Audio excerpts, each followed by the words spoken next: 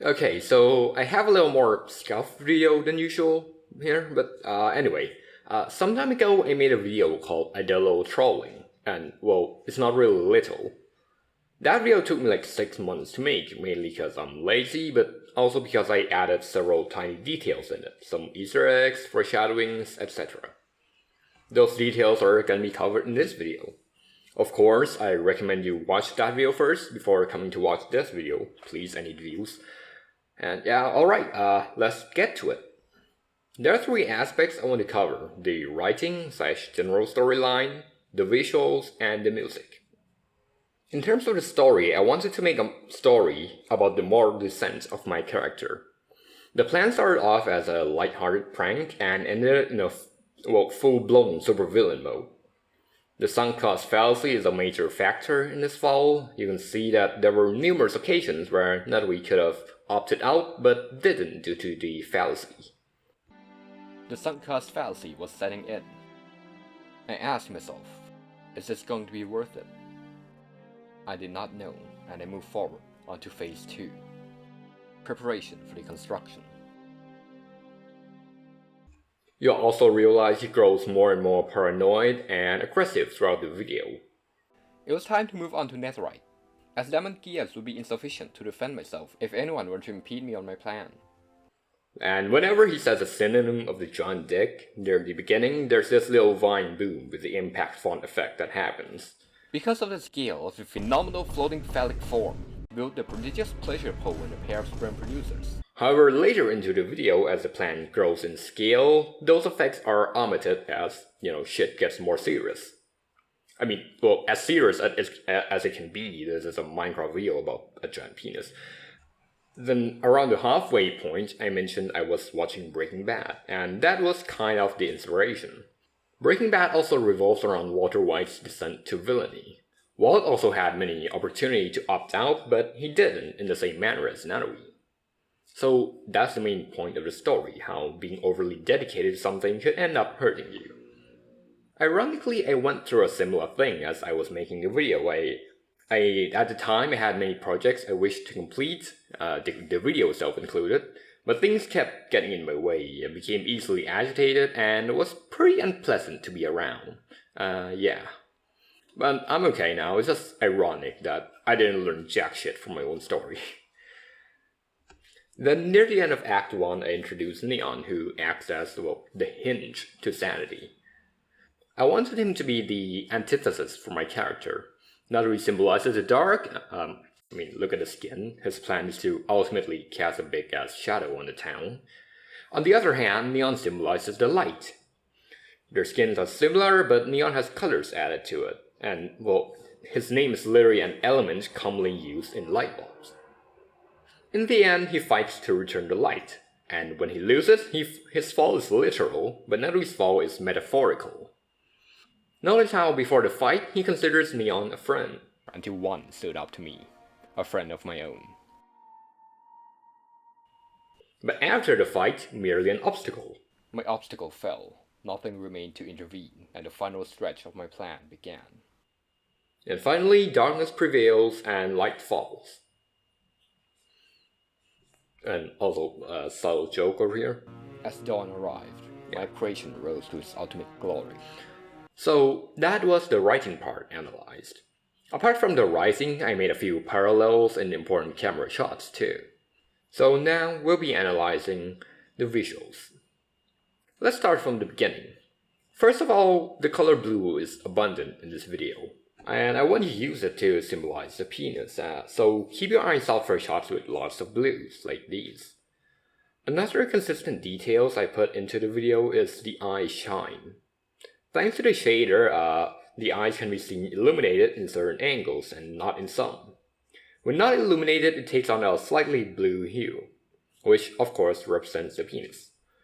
You'll notice that when the eyes are in this mode, the topics being spoken directly revolves the plan to construct the thingy. On the other hand, illuminated eyes are moments where it goes somewhat off topic, or things are a little more lighthearted. Consider these examples. I had a dream of building an astronomically immense penis shape atop the spawn of the SMP, because it would be funny. That was the sole motivation. After only a bit of grinding, I got full netherite, and thus the first phase of the operation was done. Yay! Then I hung out with my friend a little bit before heading back on track. This choice is deliberate. Some shot originally even had different eye states, and I did some color corrections in post-production to make it the correct eye state. And oh yeah, this clip, it's not the actual IP address, obviously. It's a code, you can decrypt it. Comment it down below what you think it means. Yeah. I'll heart the comment that got it right. Yeah. Still in the opening shots, you might notice something. Conveniently placed flowers and shadows. Guess what is foreshadows? Yep. Now, let's skip ahead a little bit to these triple deforestation shots. You can see that from left to right it gets darker and darker and also gets more blue. Yeah, that's pretty much it for this shot. And then we also get to this scene. Notice the torch. Again, guess what this foreshadows? Now we're gonna fast forward all the way to Act 3 when the penis was built.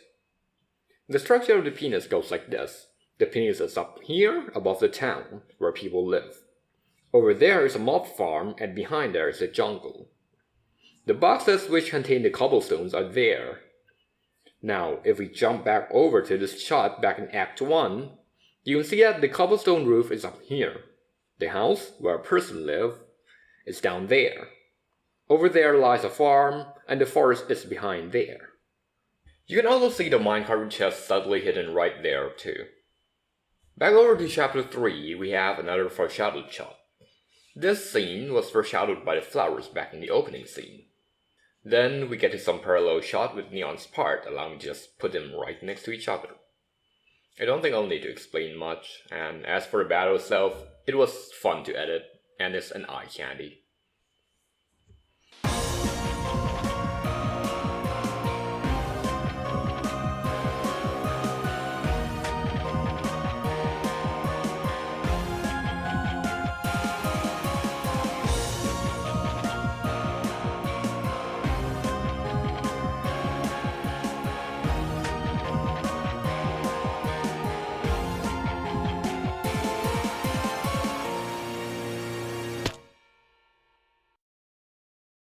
Oh, this ender pearl throw. When Neon and I were filming it, I failed the pearl throw repeatedly, 5 times I think. I think it took 5 tries. One of the takes he even followed me down and died as well. We were laughing our asses off. Fuck. Fuck.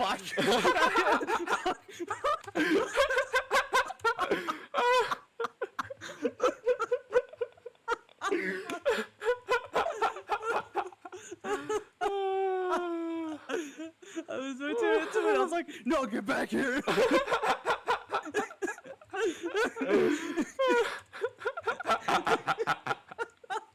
Please use this blooper.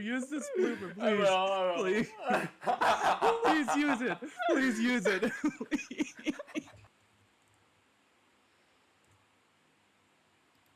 I'm not gonna miss the pearl this time. Fuck. Okay, I gotta get good at aiming. Hold on. Ow, my throat.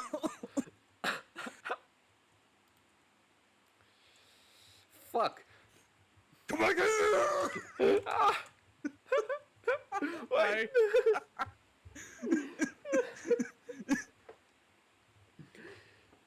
I fucking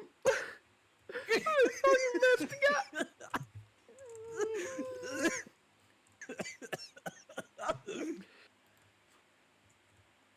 Fuck. Come on. So yeah, that's pretty much all the Easter eggs and details in the shots. The next detail I want to cover is in the soundtrack.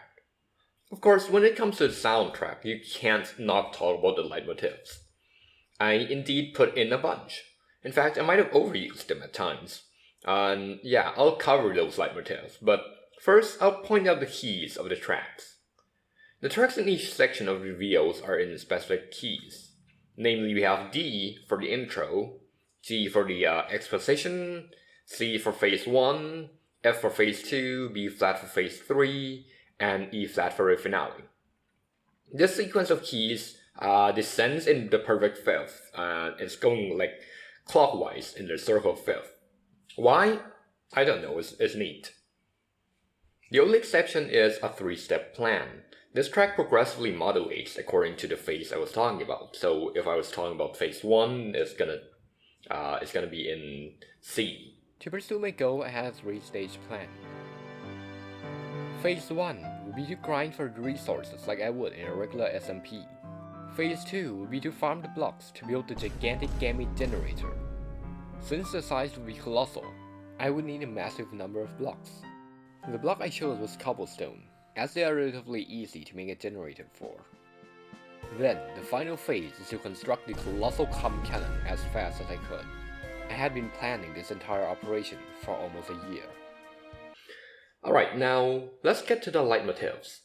There are 3 leitmotifs prominently featured in the soundtrack. First is Naru's theme, introduced in the prelude.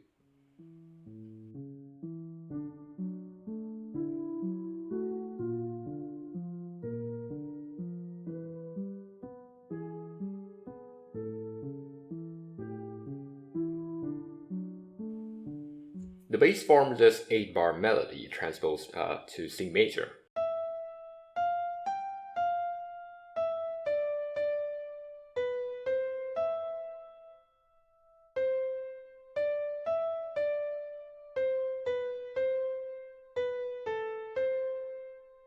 This motif represents this sky right here, and is present in these tracks.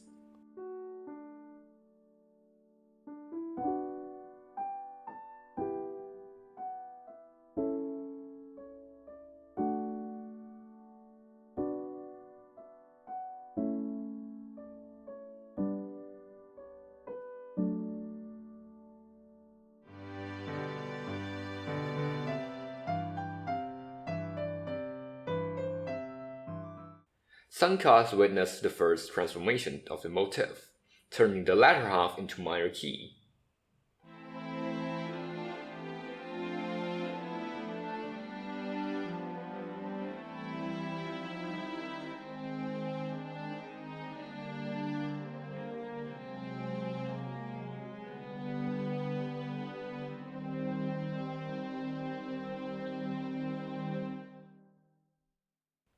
All the occurrences of this leitmotif afterwards are completely in minor key, signifying the point of no return.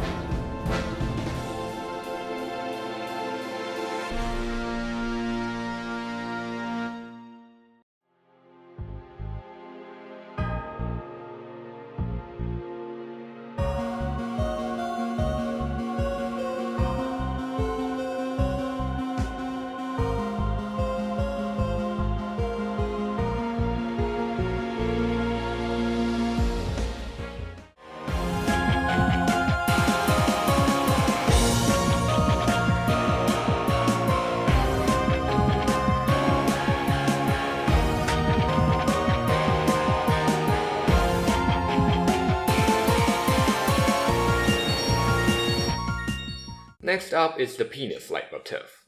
This leitmotif does not change throughout the course of the video, as it's merely a static concept, not dynamic like the characters. The motif goes like this, again transposed to C.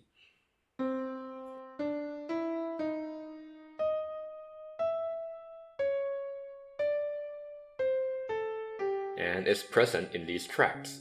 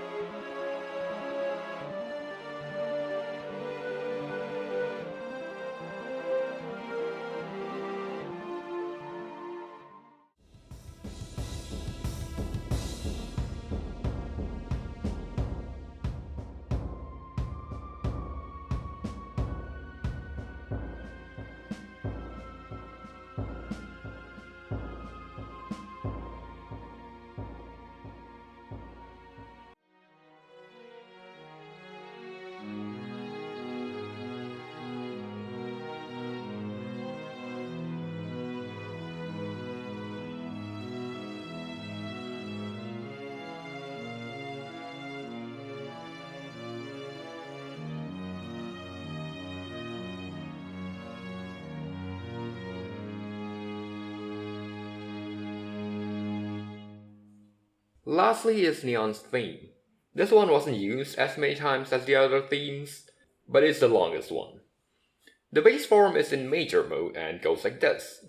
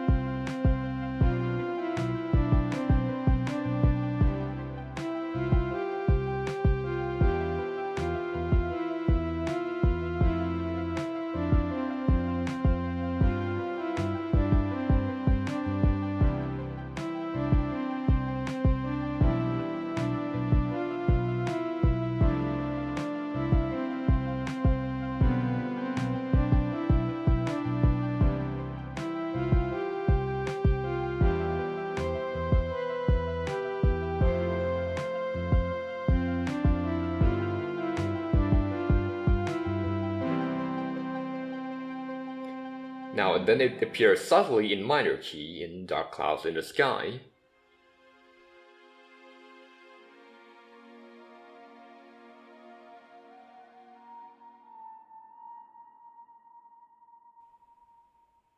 And then makes its full appearance again in minor key, in contrast and over.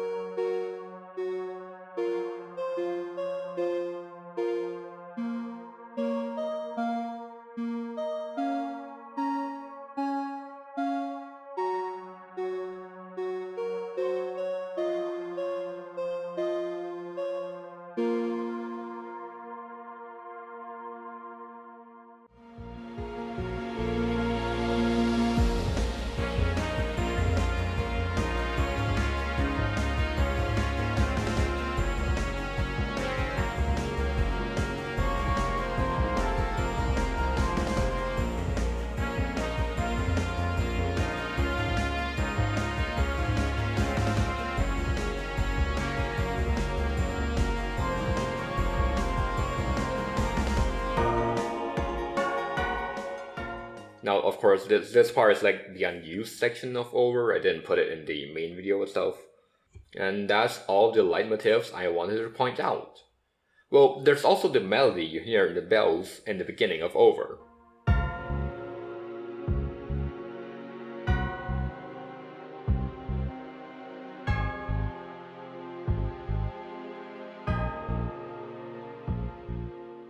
Now, this is actually a prominent leitmotif in the Terraria Calamity mod soundtrack, known as the Intimidation motif, which is present in the post-Moonlord boss themes. I think it's neat and I like the Calamity mod soundtrack a lot, so I added it here too. And that's pretty much everything I wanted to talk about in this video. I think I did well in that video, like in terms of editing, storytelling, etc. And I do want to make something similar in the future. I don't really have any feasible ideas right now, so you guys might gotta wait for a good while. But regardless, thank you for watching. Subscribe, maybe. And yeah, have a great day. See you next time.